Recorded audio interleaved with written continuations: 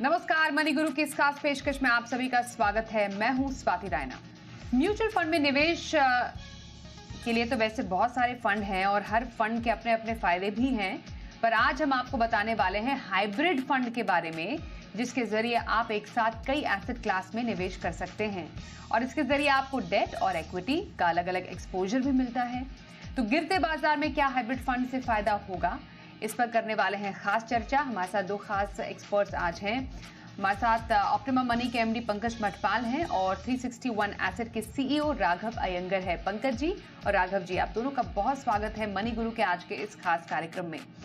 आज हम बहुत ही एक इम्पॉर्टेंट एसेट क्लास की बात करने वाले हैं और बहुत ही एक सही समय पर भी करने वाले हैं। इसलिए राघव सर, मैं सबसे पहले आपसे समझना चाहती हूँ, जब हम हाइब्रिड कैटेगरी की बात कर रहे हैं, कीपिंग इन माइंड अभी जैसे मार्केट कंडीशंस हैं, हर कोई चाह रहा है कि इस बाजार में ज़्यादा से ज़्यादा फायदा भी मिले, लेकिन जो कुछ इन्वेस्टर्स हैं जिन्होंने थोड़ा सा लूज़ किया है, उनके मन में घबराहट है कि अब क्या करें।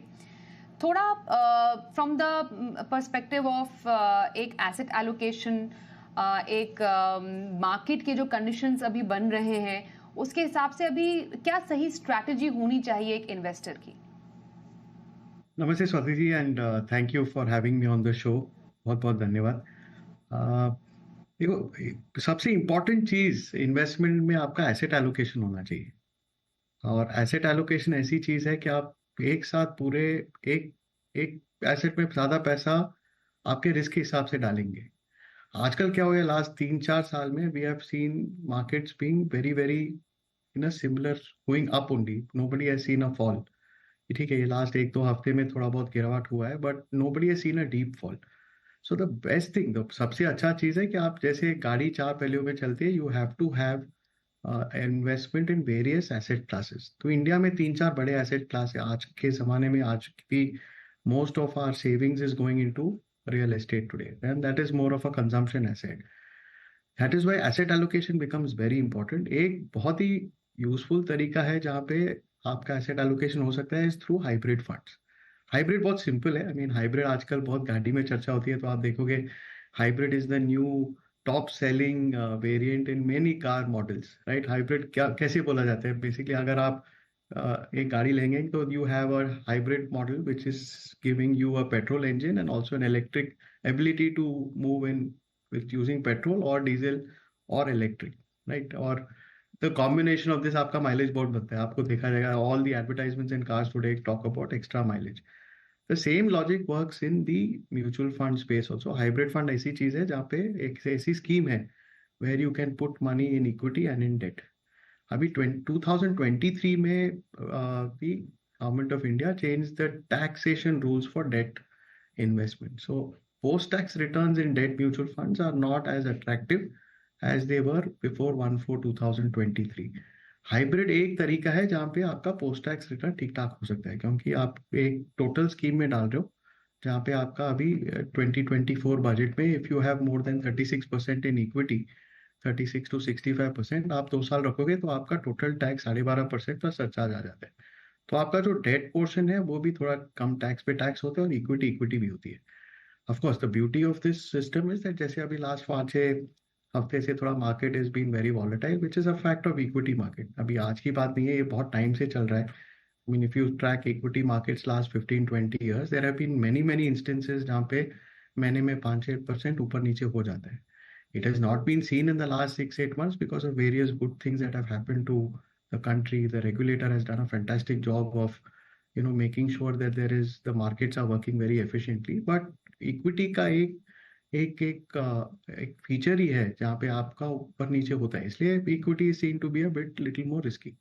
Date is not seen to be that risky, specially आप हाईली रेटेड डेट इंस्ट्रूमेंट्स लोगे, G-Secs लोगे, वो आपका एक फिक्स्ड रिटर्न टाइप हो जाता है वहां पे। तो इन दोनों का combination actually in some sense protects your downside. मतलब अगर मार्केट जोर से नीचे गिरा तो your ability for your portfolio to withstand that is much much better than a pure equity और फंड। इसलिए हाइब्रिड का आजकल it is one of my favourite vehicles, specially for people जो नए नए आ रहे हैं मार्केट में।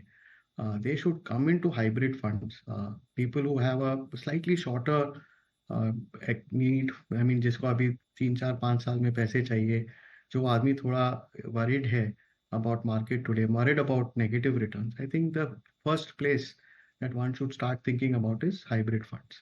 Because it has this, ये दोनों का कॉम्बिनेशन आता है, वहाँ पे आपका इक्विटी भी है, डेट भी है. इक्विटी वॉलेटाइल रहता है बट लॉन्ग टर्म में आपको अच्छा फायदा देता है. Debt is more in that sense secular. आपका नॉर्मली एक फिक्स्ड रिटर्न आते रहते हैं वहाँ पे because of the underlying type of returns, and उतना वॉलेटिलिटी नहीं है जितना इक्विटी का होता है. एब्सोल्युटली. तो राघव जी ने जैसा बताया कि अभी जो एक हाइब्रिड फंड है, बिकॉज उसका जो एसेट एलोकेशन एक्सपोजर ही कुछ ऐसा है कि इक्विटी भी आप अपने पोर्टफोलियो में शामिल कर रहे हैं, एक ही फंड के थ्रू आप डेट भी कर रहे हैं, कुछ हाइब्रिड फंड में आपको गोल्ड का एक्सपोजर भी मिलता है, रीट्स, इनविट्स, क्या नहीं है हाइब्रिड फंड के इस वर्ल्ड में आप सबके लिए. इसलिए इस पर चर्चा करना बेहद ज़रूरी है. पंकज जी, जैसा राघव जी ने बताया उसी को आगे बढ़ाते हुए, not only with you Raghav ji, जैसा हम एम्फी के डेटा को भी देखते हैं, hybrid seems to be the new darling of whole within all the asset classes also. और जिस तरीके से हमने ये भी देखा है कि जो इन्वेस्टर्स का जो झुकाव है वो कैसे हाइब्रिड फंड्स की तरफ बढ़ा है. हम जो सितंबर का जो डेटा अभी आया उस पर एक नज़र दौड़ाएं तो with in hybrid space multi asset allocation being the top most gainer, वो लगभग 4,000 करोड़ का यहाँ पर हमें एक इन्फ्लो देखने को मिला. फिर इक्विटी सेविंग्स था, फिर बैलेंस एडवांटेज फंड है, ये एक और बहुत ही अच्छा एक बहुत पॉपुलर हाइब्रिड फंड है जिसमें काफ़ी अच्छा निवेश आया है. ये सिर्फ सितंबर के आंकड़े हैं जिसकी हम बात कर रहे हैं. देन ऑफ कोर्स उसके और भी कई कैटेगरीज होती है, जैसे बैलेंस हाइब्रिड हो गया, आर्बिट्राज है, कंजर्वेटिव हाइब्रिड हो गया. हालांकि आर्बिट्राज और कंजर्वेटिव हाइब्रिड में सितंबर के मंथ में आउटफ्लो हुआ था, निकासी हुई थी. वही पंकज जी, जब हम क्वार्टरली अगर डेटा देखते हैं from July to September, again multi asset allocation जो है it comes out as a winner with 10,000 crore of net inflow. फिर आर्बिट्राज, क्योंकि पिछले महीने हमने आर्बिट्राज में या उससे पहले आर्बिट्राज में काफ़ी अच्छे पैसे आते हुए देखे थे.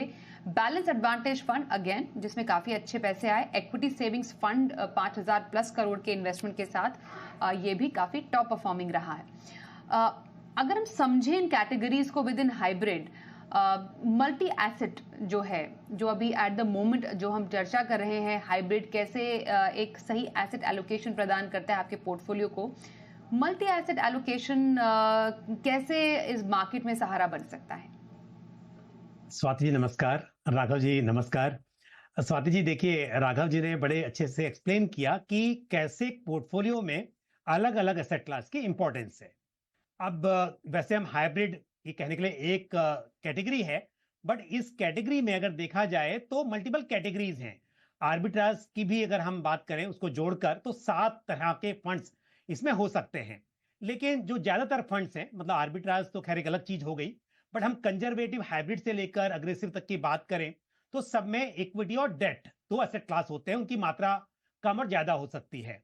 लेकिन जैसा आपने कहा, मल्टी एसेट एलोकेशन फंड एक ऐसी कैटेगरी है जिसमें इक्विटी और डेट के अलावा आपको गोल्ड भी मिलता है, और कुछ फंड्स में आपको गोल्ड के अलावा सिल्वर और रीट्स भी मिल सकता है.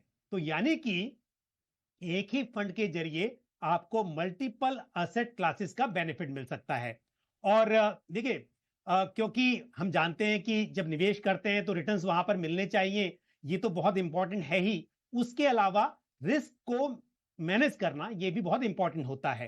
तो ऐसे में ऐसे निवेशक जो अपने पोर्टफोलियो में एक ही स्कीम के जरिए चाहते हो कि रिटर्न्स भी मिल सके, अलग अलग टाइम पर जिस हिसाब से मार्केट परफॉर्म कर रहा हो उस हिसाब से एसेट क्लास की जो मात्रा है वो कम और ज्यादा हो, एलोकेशन में बदलाव भी है पोर्टफोलियो में, तो ऐसे में मल्टी एसेट एलोकेशन फंड भी अच्छी चॉइस हो सकती है, क्योंकि इसमें आपको एक ही फंड के जरिए इक्विटी, डेट, गोल्ड इत्यादि मिल जाता है.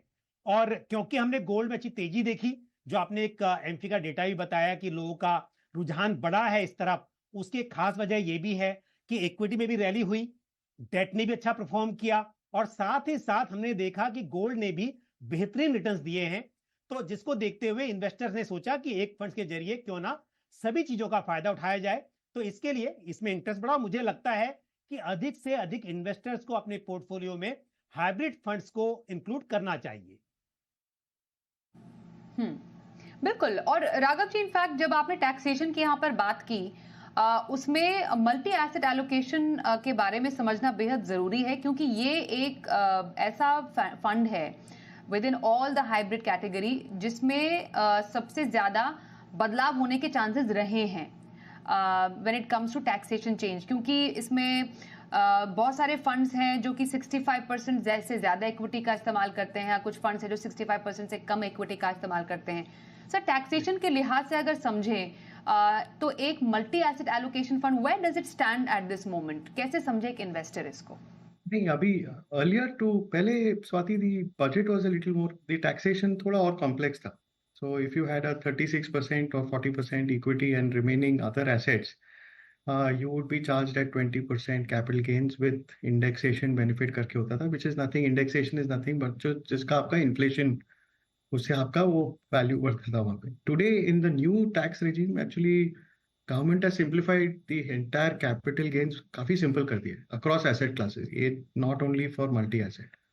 तो ये तो अभी बहुत सिंपल हो गया कि anything between 36% equity and 65% equity आप 2 साल के लिए रखोगे तो आपका 12.5% टैक्स होगा, प्लस सरचार्ज जो भी होगा उस टाइम पे. तो ये only difference between equity and other than equity, समझो 36% ऊपर वाला, 65% के ऊपर इक्विटी एंड 36 to 65% वाला इक्विटी स्कीम में आपका time of holding period is slightly more. आपका इक्विटी में 1 साल plus long term capital gain माना जाता है, यहाँ पे 2 साल आपका लॉन्ग टर्म कैपिटल माना जाता है. इनफैक्ट वो 2 साल अभी सब एसेट के लिए हो गए, including real estate, unlisted equity. तो आपका अभी एक लाइन हो गया इन्वेस्टर के लिए, क्या एनीथिंग रियल एस्टेट और even multi asset funds, minimum 2 years you should hold from the date of investment for you to get the long term capital gain benefit, जो काफी बेनिफिट है. अगर आप सोचो तो if someone is earning 30%, if someone is paying 30% tax, अगर आप 2 साल के ऊपर रखकर होल्ड करोगे तो आपका टैक्स सीधा 12.5% फ्लो रेट पे आता है सरचार्ज के बाद. ऑफकोर्स 65% के ऊपर आप होल्ड करोगे तो आपका टैक्स रेट उतना ही रहेगा 12.5%, बट आपका period of long term capital gain 2 साल से 1 साल हो जाते हैं, और कुछ फर्क नहीं है. और जैसे पंकज जी ने बताया, मल्टी एसेट थोड़ा सा एक वन स्टॉप शॉप है, वन स्टॉप सोल्यूशन है. It is the ultimate department store for all your financial investments, because आप एक फंड के जरिए आप you can buy equity, you can buy debt, you can buy gold, you can buy silver. आप invest कर सकते हो, आप रीड कर सकते हो जो रियल एस्टेट में डालता है. And lastly you can buy even foreign equities. Provision है काफी लोग का ऑफर डॉक्यूमेंट में, अभी थोड़ा लिमिट है नहीं अभी इंडस्ट्री में, बट अगर एक टाइम पे लिमिट खुल जाता है तो you can even buy this. तो many people are there Swati जो बोलते हैं यार मुझे टाइम नहीं है to get into putting X amount into equity, Y amount into debt और गोल्ड और इक्विटी, मुझे एक जगह डाल देने, where the fund manager can decide, the fund house can decide what should be the equity, debt, gold, silver allocation and let it be there for a more longer period of time. So this is a very interesting asset class. In fact, I think it is a very popular asset class. आप दुनिया में देखोगे तो even the very very rich high net worth people जो खुद अपने आप कर सकते हैं ये सब asset allocation, they also prefer to go through multi-asset funds because एक साथ solution मिल जाता है, and it is also done in a very tax efficient manner and cost effective manner. और इसमें मैं वेरी क्विकली पंकज जी आपसे जानना चाहती हूँ कि फंड मैनेजर के पास क्योंकि फ्रीडम है कि वो डिसाइड करे इक्विटी एलोकेशन कितना रखना है, एट द मोमेंट कौन से टैक्सेशन कैटेगरी में ज्यादा फंड्स हैं? Is it more toward 65% plus equity या फिर डेट में ज्यादा है? अगर थोड़ा सा आप एक्सप्लेन कर पाए संक्षिप्त में.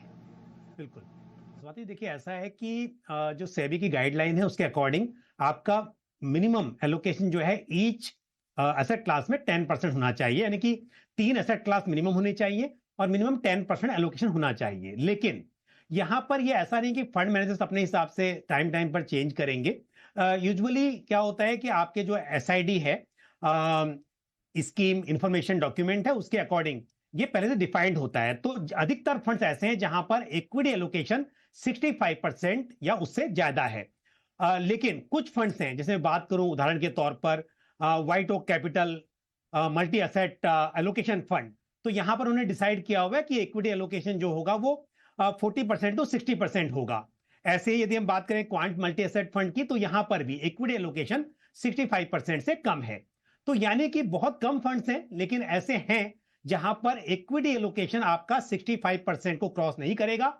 और उससे ये होगा कि हालांकि टैक्स की बात करें तो बस यही अंतर है कि जहां पर इक्विटी एलोकेशन 65% या उससे अधिक है, वहां पर 1 साल के बाद आपको लॉन्ग टर्म कैपिटल एसेट हो जाएगा वो। और बाकी जहां पर 65% से कम है, वहां पर वो फंड आपका 2 साल के बाद लॉन्ग टर्म कैपिटल एसेट के लिए क्वालिफाई करेगा। यही फर्क होगा। और दूसरी बात, आपके आपके रिस्क एपेटाइट के हिसाब से आप डिसाइड कर सकते हैं कि आपको इक्विटी एलोकेशन 65% अधिक रखना है, ऐसा फंड चाहिए, या जहां पर थोड़ा कम इक्विटी हो वो फंड आपको चाहिए। तो आपके पास दोनों चॉइसेस अवेलेबल है।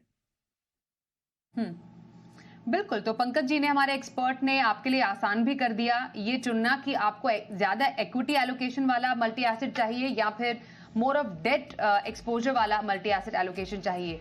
बाकी आप एक समझदार और एक जानकार निवेशक तो हैं ही। किसी भी फंड का जो स्कीम इंफॉर्मेशन डॉक्यूमेंट होता है, जिसको एसआईडी कहते हैं, आप उसकी साइट पे जाइए, मिल जाएगा। वहां पर आपको एलोकेशन मिल जाएगी जो आपका प्रोफाइल से मैच करता है, वैसा आप multi asset allocation fund choose भी कर सकते हैं। एक ब्रेक के लिए रुकते हैं। ब्रेक के बाद balance advantage fund, equity saving funds, ये कितने अलग हैं, इन पर रहेगी चर्चा थोड़ी देर में।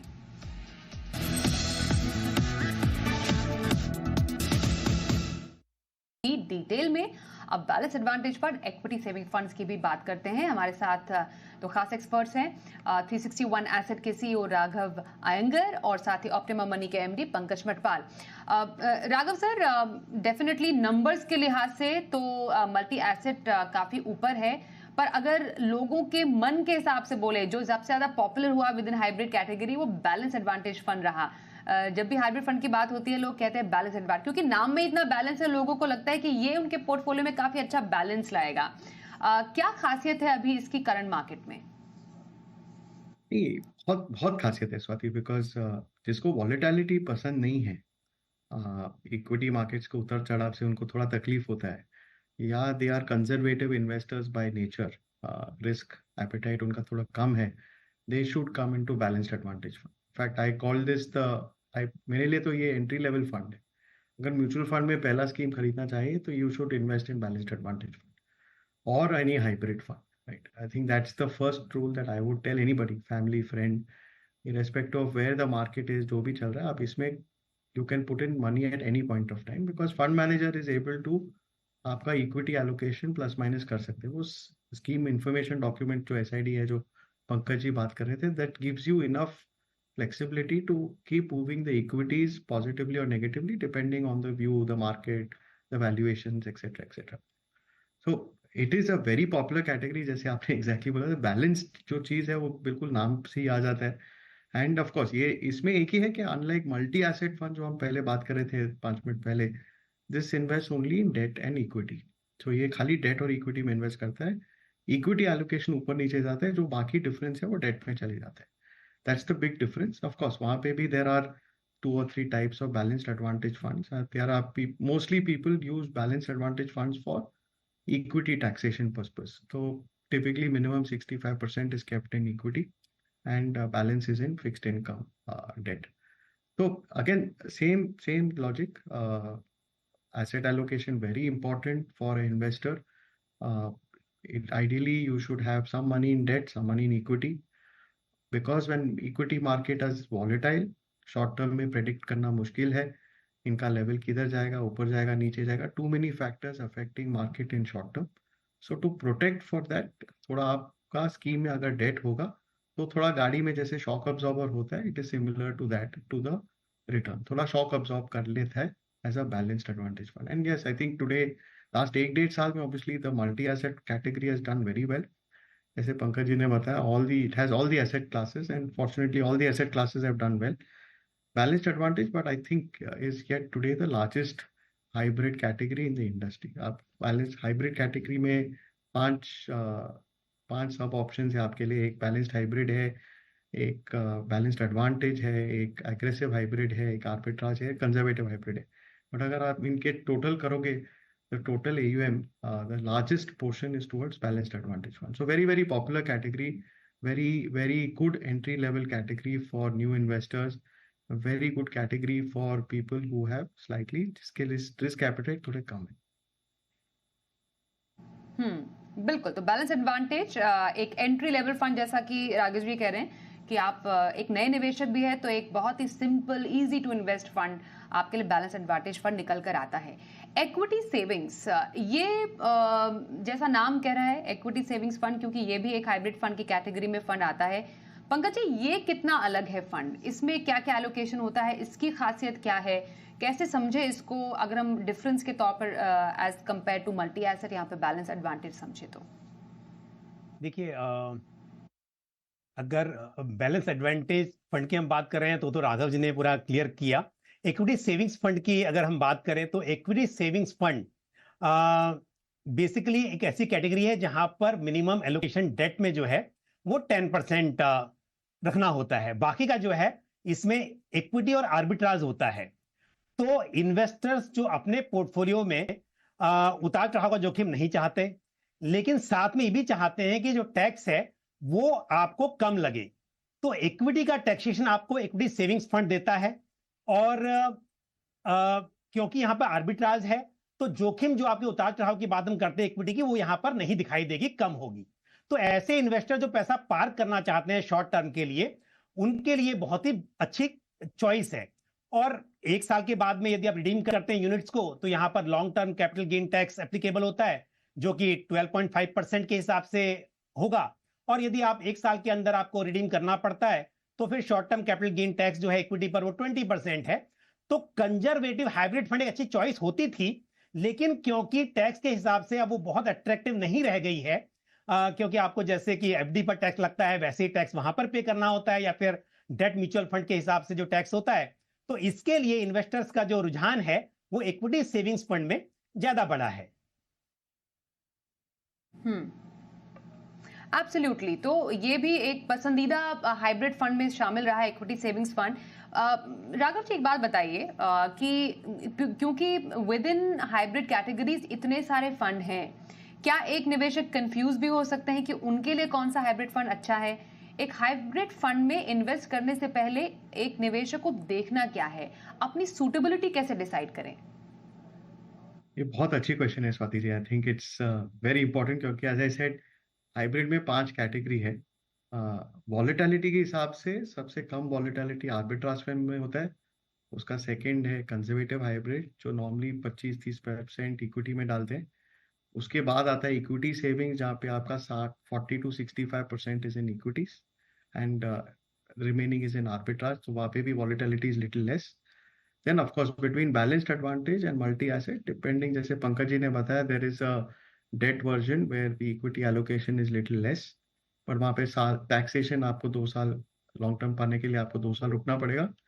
हाँ, इक्विटी टैक्सेशन है, आपको 1 साल रुकना पड़ेगा। That's minimum for getting the long term capital gains. इन दोनों में ऑब्वियसली थोड़ा बहुत there is some volatility. Multi asset में थोड़ा कम हो सकता है because it is putting money into gold, silver and other commodities and other things like InvITs in REITs, जहाँ पे थोड़ा स्टेबिलिटी ऑफ रिटर्न हो सकता है। So that is the first 5 ladder approach. I think 5 point approach आप देखोगे तो ऐसे it goes like this. I would say also ulta. So the longer you have money for, you should start with multi-asset, then obviously aggressive hybrid, balanced hybrid, and then come down. अगर आपका बहुत short term पैसा है तो obviously equity savings या arbitrage में आप invest कर सकते हो। सो एक साइड पे हुआ आपका रिस्क, दूसरे साइड पे हुआ आपका टाइम। सो दीज 2 थिंग्स आपको मैरी करना पड़ेगा जब आप इन्वेस्ट कर रहे हो। So ideally if someone is coming into, मैं बोलता हूँ इक्विटी में आज के जमाने में anyone who's coming in should have at least a 5-year outlook, because एक साइकिल देखने के लिए 3 से 5 से 6 साल लगते हैं, एंड ये ऊपर नीचे बहुत ऊपर, that is will make sure that equity has been proved in not only in India, any other market, that जितना आप लंबे समय के लिए रखते हो that is in your interest. But if you don't have that kind of horizon, then you should come into hybrid funds. और उसमें भी अगर आप बहुत शॉर्ट टर्म में जाना चाहते हो तो obviously arbitrage, equity saving is an interesting option. थोड़ा मीडियम टर्म रख सकते हो तो ऑब्वियसली बैलेंस्ड हाइब्रिड या एग्रेसिव हाइब्रिड या बैलेंस्ड एडवांटेज या मल्टी एसेट, ये ऑप्शंस आपके पास है। सो मोटा मोटा this is the broad advice I would give, but please I think in every investor is unique, हर इन्वेस्टर यूनिक होता है। मुझे जो पसंद है आपको पसंद नहीं होगा, आपको जो ठीक लगता है पंकज जी को ठीक नहीं लगेगा। So it's better to always consult financial partner before you take any decision because they will be able to help you in today's world. Absolutely. तो ये एक बहुत ही अप्रोच है, सिस्टमैटिक अप्रोच है जब आप हाइब्रिड फंड चुनने के लिए जाते हैं। बहुत अच्छे से राघव सर ने समझाया। Thank you so much Raghav ji, thank you so much Pankaj ji, आप हमारे साथ आज के इस कार्यक्रम में शामिल हुए। बहुत अच्छा लगा आप दोनों से बात करके। और साथ ही मनी गुरु के भी आज के इस शो में बस इतना ही। रुकते हैं एक ब्रेक के लिए, देखते रहिए जी बिजनेस।